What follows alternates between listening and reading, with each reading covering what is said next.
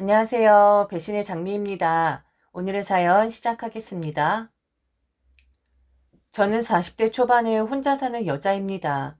20대 때 결혼해서 7년 정도 결혼 생활하다가 화끈하게 청산했습니다. 남자에 대한 혐오가 있는 것은 아닌데 결혼과 남자라면 절대 다시는 하고 싶진 않네요.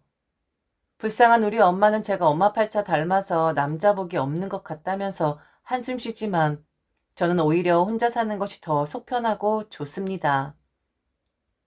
이혼한 지는 꽉 채워서 만 5년이 되네요. 결혼 생활하면서 빚졌던 거 지난달에 겨우 다 털었습니다. 정확히 말하면 남편 때문에 이리저리 끌어다 쓴 돈으로 빚이 1억이 넘게 있었는데 이혼하고 빚 갚는다는 일념으로 열심히 일한 덕분에 부채에서 해방이 되었네요. 그게 좀 억울하게 합니다만 그래도 미련 갖지 않고 이혼한 것은 잘한 듯합니다. 저는 변변치 않은 학력으로 먹고 살 길을 고민하다가 마사지 일을 하게 되었습니다. 좋은 꼴, 나쁜 꼴도 많이 보았었죠. 도저히 일이 맞지 않았던 저는 그러다가 피부 관리 쪽으로 빠지게 되었고 관리사 자격증을 따서 부유한 사모님들을 대상으로 하는 피부 관리실에서 일하게 되었습니다. 열심히 일하면서 네일 관리도 배우고 돈도 제법 벌었어요. 돈 열심히 벌어서 엄마 빚 있는 거 갚아 나가고 엄마랑 저랑 궁핍하지 않고 사는 것에 많이 감사하고 만족했습니다. 엄마는 저의 친부와 헤어지고 2번이나 더 다른 분들과 살림을 차렸었고 저는 그때마다 새 아버지들 눈치를 보면서 살았었죠. 남녀간의 일을 어릴 때는 잘 알 수가 없었어요. 다만 엄마의 남자가 바뀌는 것에 불만을 넘어서 혐오감이 많았었죠. 한 가지 깨달은 것이 있다면 엄마가 새 아버지들이랑 살 때는 그래도 먹는 거, 입는 거, 자는 거 걱정은 없었다는 데 있습니다. 막상 엄마가 새 아버지들과 헤어지고 난 다음에 바로 궁핍함이 찾아왔고 엄마는 먹고 살기 위해 여기저기 빚을 낼 수밖에 없었습니다. 엄마가 할 줄 아는 것이라고는 식당을 돌아다니며 서빙하고 설거지 밖엔 없었거든요. 엄마가 고생을 많이 해서 그렇지 가만 보면 예쁜 구석이 많았습니다. 마음씨도 고왔고요.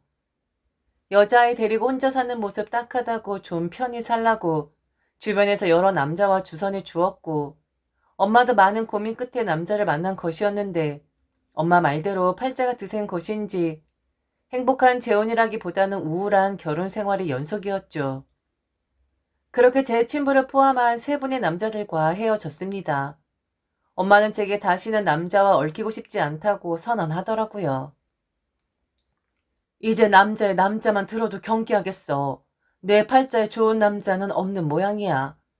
혼자 살기 힘들어서 같이 좀 도모해보면 이 힘든 인생 잘 살아지나 했었는데 그냥 내 헛된 기대였던가 봐.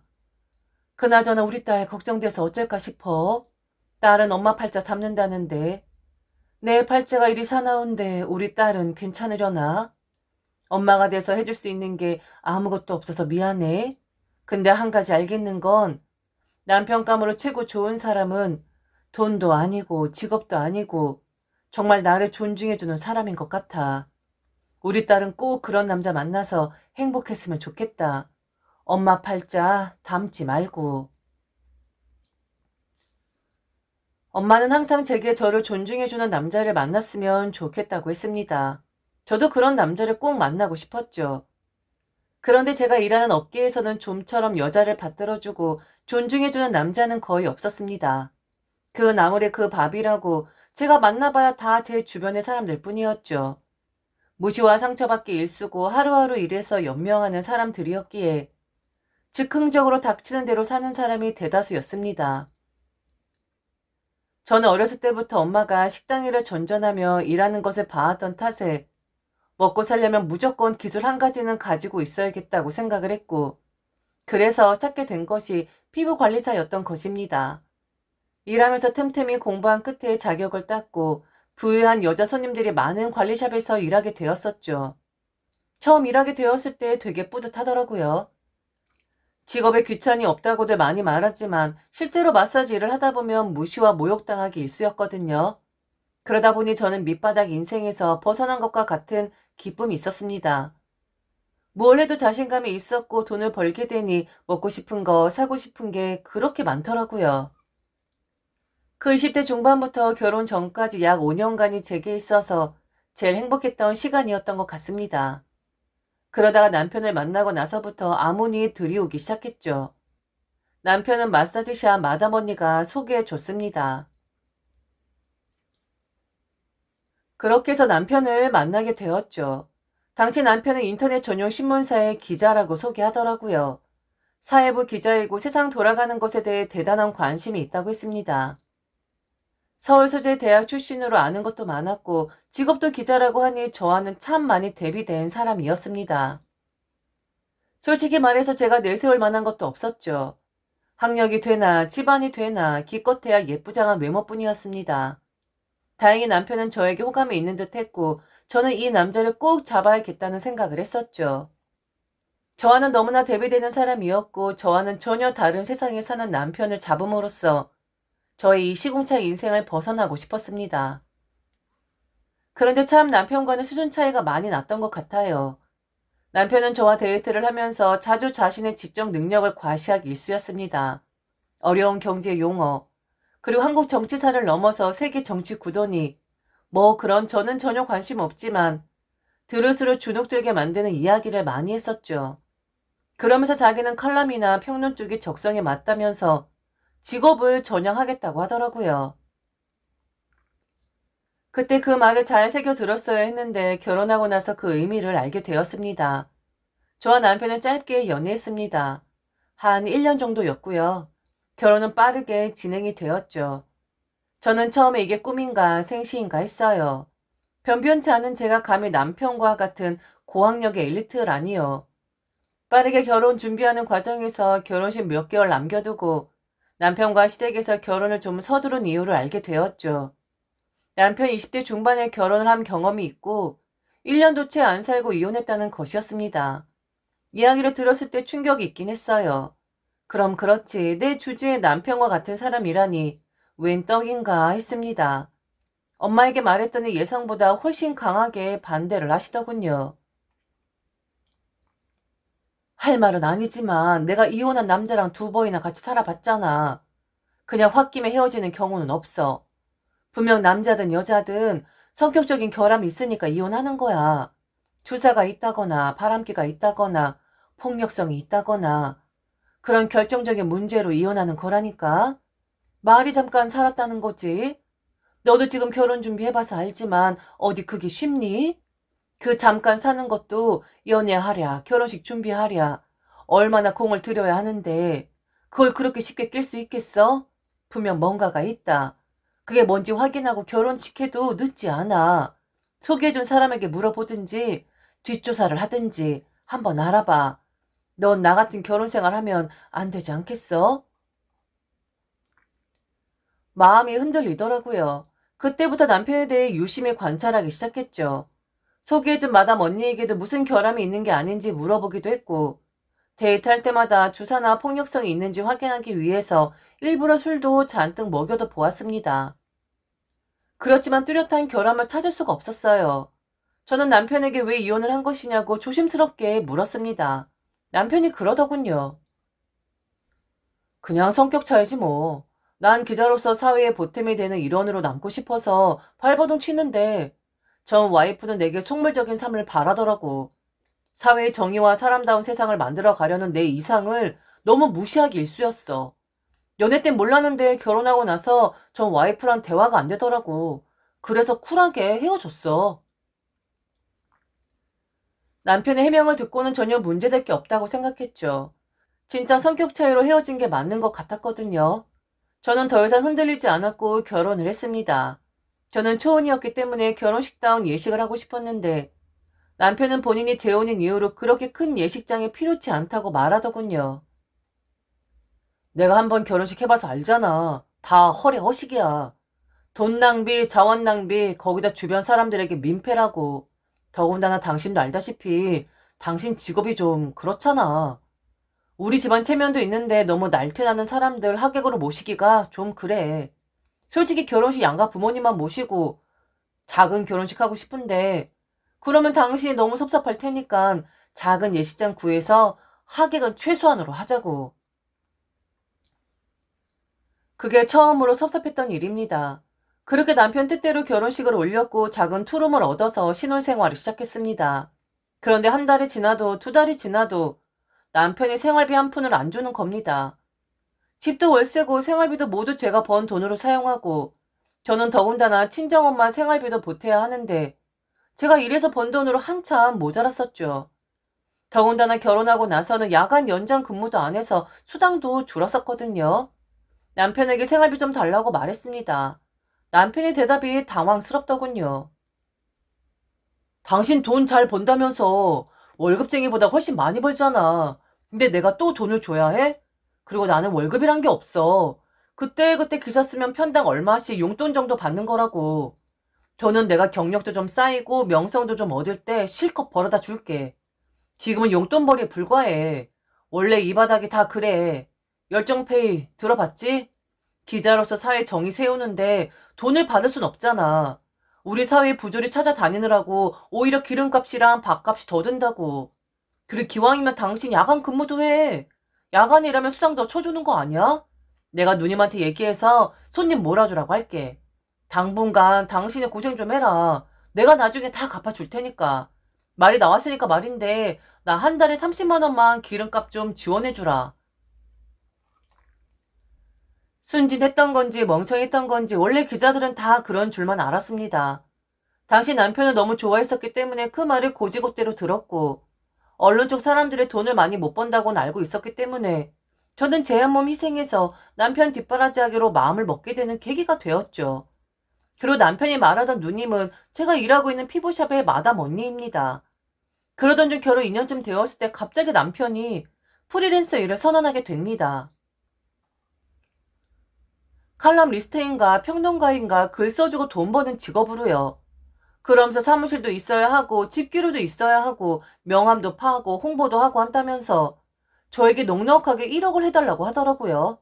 저는 그만한 돈이 어디에 있냐며 기겁을 했더니 남편이 그러더군요.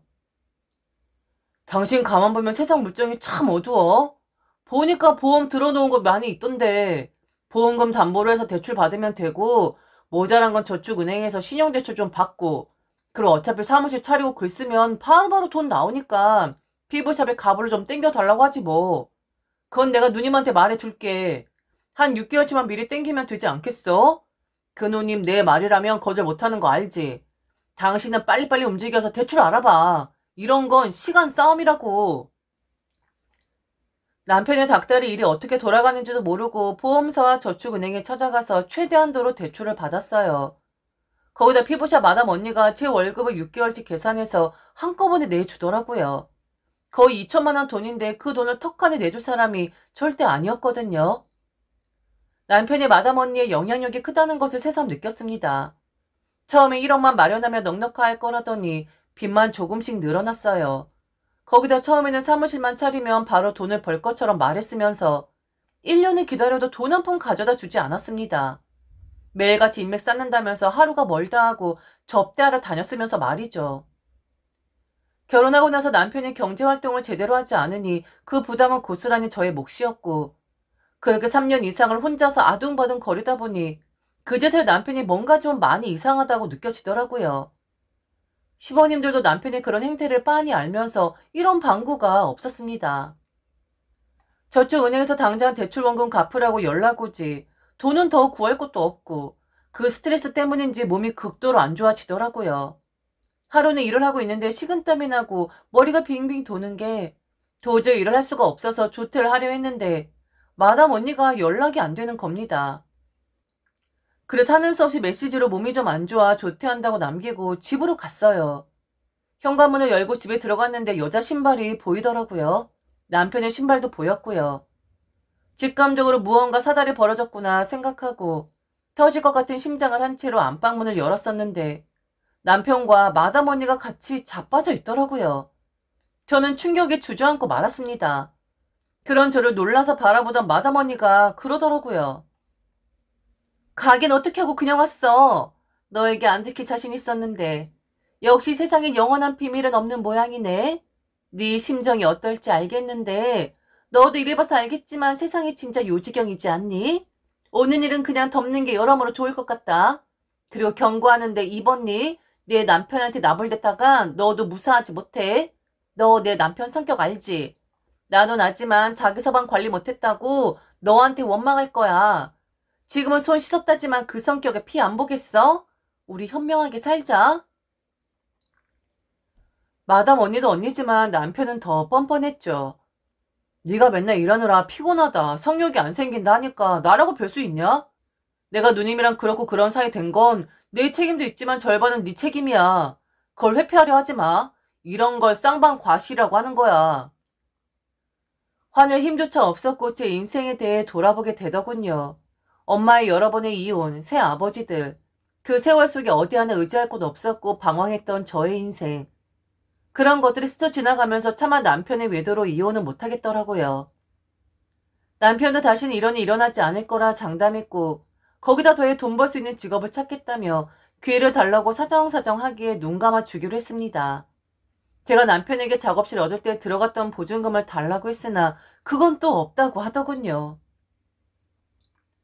글도 안 써지고 찾는 사람도 없고 그래서 우선 인맥부터 쌓아야겠다고 생각했잖아. 근데 그게 쉽지가 않은 거야. 선물도 해야지, 고급 술집 접대도 해야지, 골프도 한 번씩 쳐주고 다 그런 데 들어간 거야. 보증금 빼가지고 조금씩 쓰다 보니 없다네. 대신 이제 진짜 돈 벌 거니까 마지막으로 한 번만 믿어줘. 나 빵 만들래. 좋은 대학 나와서 기자일 하다가 작가일 하다가 갑자기 빵을 만든다고 하니 기가 막히더군요. 악에 받쳐 차라리 막리라도 하라고 했는데 그건 또 싫답니다. 그리고 본래 자신의 꿈이 제빵사였다고 하더라고요. 결국 남편의 설득에 넘어가서 제빵학원 등록하라고 돈 마련해주고 생활비도 줄 수밖에요. 믿고 하나도 저는 여전히 남편을 좋아했습니다. 처음엔 제빵학원에 가서 열심히 하는 것 같더니만 거기서 마음에 드는 친구를 만났다면서 그 친구랑 매일같이 술 마시고 어울리더라고요. 그러면서 그 친구 이야기를 해주는데 기가 막혔습니다. 그 친구 재주가 참 좋아. 나처럼 다른 직업 갖고 살다가 빵 맛에 빠져가지고 다 팽개쳐놓고 여기에 올인한다고 하더라고. 자기는 큰 카페 차려서 프리미엄 빵 만들 거래. 돈도 많은가 봐. 카페 자리까지 봐놨더라고. 나보고 같이 하자고 하더라. 그리고 더 대박인 건 그 친구도 유부남이고 와이프가 돈 벌어서 생활하는데 세컨드가 있더라고. 그 세컨드도 유부녀래. 그 세컨드가 그렇게 자기를 좋아한다네. 지난번에 와이프 말고 자기에게 용돈 줄 사람 또 생겼다고 자랑하더라고. 부럽다, 부러워. 그런 더러운 이야기를 서슴없이 제게 내뱉더라고요. 그래도 한때는 교양 있는 남자였는데 왜 저렇게 변했는지 한심해서 정내미가 뚝뚝 떨어졌습니다. 그리고 얼마 지나지 않아 남편이 제게 충격적인 제안을 하더군요. 저번에 말한 세컨녀였던 친구 알지? 그 친구가 부부 동반 여행 한번 가자고 하네. 그쪽은 마누라 대신 세컨녀 데리고 온다고? 같이 갈 수 있지? 그리고 가면 당신도 좋아할 거야. 요즘 젊은 부부들 사이에서 유행이라고 하더라고. 그거 알지? 부부 교환. 처음엔 제 귀를 의심했습니다. 소름이 돋았고 남편이 징그러워지더라고요. 남편에게 욕이 절로 나왔죠. 미친놈이더라고요. 그랬더니 남편이 그러더군요. 야, 더럽게 비싸게 구네. 네가 무슨 신사임당이냐? 대학도 못 간 돌대가리 주제에 고상하는 척하는 거 신물난다, 신물나. 야, 그리고 너 피부관리샵 일하기 전에 마사지샵에서 일했다면서. 그거 퇴폐 아니야? 알 거 다 알면서 그렇게 뺄 거 있냐? 그냥 되는 대로 살자고. 이번에 내 말 안 들으면 이혼이야, 이혼. 남편은 제가 이혼을 싫어하는 거 뻔히 알면서 이혼으로 협박을 하더라고요. 제가 아무리 남편을 좋아했고 이혼하기를 끔찍히 싫어했지만 이건 아니었죠. 이혼하자고 했습니다. 그리고 위자료도 달라고 했죠. 그랬더니 남편이 오히려 이죽거리더라고요. 무식하기는. 내가 재산이 하나도 없기 때문에 이혼해도 나한테 위자료나 네 빚 못 떠넘겨. 괜히 변호사 사느라 돈 쓰지 말고 이혼하려거든 깨끗하게 이혼해. 내가 집만 싸서 나가면 깔끔하잖아. 남편과의 결혼 생활 동안 남편 때문에 진 빚이 거의 2억에 달하는데 그걸 제가 온팡 쓰고 위자료도 제대로 못 받는 것은 참을 수가 없었습니다. 인터넷도 찾아보고 무료 법률 상담소도 찾아보고 해서 용기를 내서 이혼 소송을 진행했고 남편의 말과는 다르게 제가 진 빚도 남편과 나눌 수 있다고 하더라고요. 너무 다행이었습니다. 갑자기 자기 앞으로 채무가 1억이 넘게 생긴 것이니 남편의 표정이 일그러지더군요. 지금껏 돈 벌어본 적도 없으면서 갚을 수나 있을지 모르겠는데 그거 참 꼬셨습니다. 똥꼬 빠지기 이래서 빚 잘 갚아봐. 자기 손으로 돈 한 번 벌어본 적이 없던 사람이 그 돈 갚을 수나 있겠어? 니도 한번 고생해봐. 아마 다음 달부터 저축은행에서 당신한테 계속 전화할 거다. 당신은 기생충이나 다름없어. 전 와이프도 나처럼 피 빨다가 딱 걸려서 이혼 당한 거겠지. 나는 멍청해서 당신이랑 6, 7년을 살았던 거고 그래도 나 열심히 살았다. 밑바닥에서 살기 싫어서 안 돌아가는 머리로 공부해서 자격증 딴 거거든. 그러다 이번에 샵네. 피부랑 네일아트 같이 하기로 했거든. 난 개처럼 벌어서 정승처럼 쓸 테니까 넌 개처럼 벌어서 빚 갚아라 이 사기꾼 기생충아. 그거 당신 좀 숨어 다니는 게 좋을 거야. 마담 옆 남편한테 니들 불륜 사실 알려줬거든. 아마 도끼 들고 당신 찾아다니지 않을까?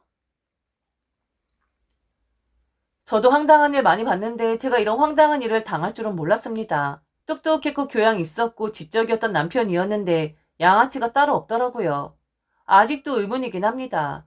남편이란 인간의 정체를 말이죠. 원래 그랬던 것인지 아니면 저랑 살면서 그렇게 변한 것인지 말이죠. 그 뒤로 남편 소식은 거의 못 들었습니다. 샵에서 같이 일했던 친구 말로는 마담 남편이 찾아와서 쑥대밭을 만들었다고 하더라고요. 마담 머리끄댕이 잡혀서 내동댕이 쳐지고 남편은 끌려와서 돼지게 맞고 무릎 꿇었다는 소식까지만 들었습니다. 워낙에 말빨이 좋은 사람이니까 어디 가서 사기치고 살 수도 있겠네요. 혹시라도 제 사연 들으시면서 비스무리한 사람이 주변에 있다면 꼭 경고해 주세요. 지금까지 들어주셔서 진심으로 감사합니다. 이상 배신의 장미였습니다.